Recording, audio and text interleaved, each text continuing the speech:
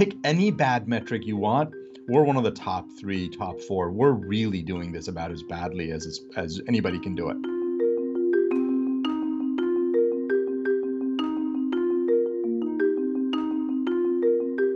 The president maintains that we're only seeing more cases because we're doing more testing. We have more cases than anybody in the world.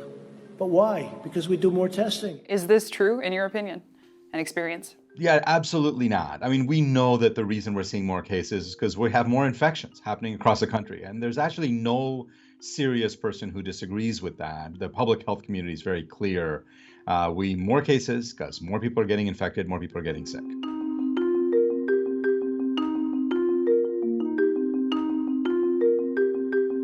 What's a good positivity rate and what is a dangerous positivity rate?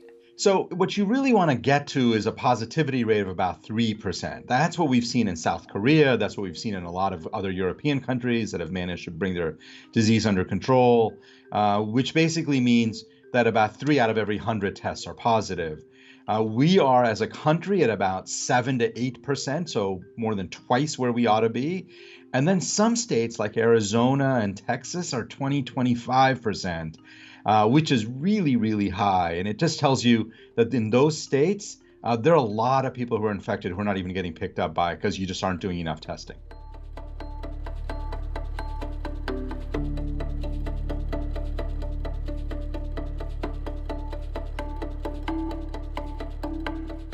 We are almost surely the worst performer of any major developed country in the world.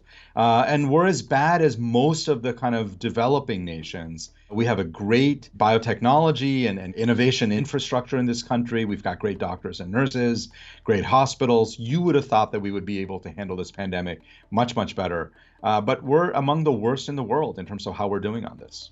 What would you identify as the source of that? What is the reason that we are the worst despite these well-built systems that we do have in place? I think the real reason we're probably the worst or one of the worst in the world is because we just have had so much misinformation. There's been so much sort of wrong information out there about how serious this virus is, the people trying to play it down. And we've had total mismanagement of the pandemic from the federal government. So a combination of a terrible federal response and this massive misinformation campaign that has led people to believe that it's somehow this very mild disease and it's no big deal. And that's why we've ended up as bad as we are with this pandemic.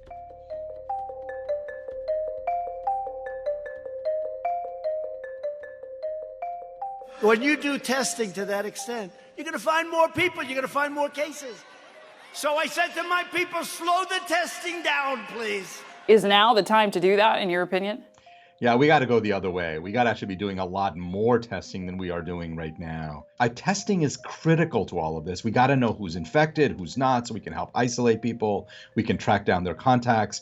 We're just not doing some of the basic public health stuff that we've known about for 100 years because we just haven't put the resources and haven't created the political will to do it. Unfortunately, we're just getting started with this pandemic. We have a long way to go. And if we continue the path we are on now, we're going to have hundreds of thousands of more Americans die, maybe even millions get very sick.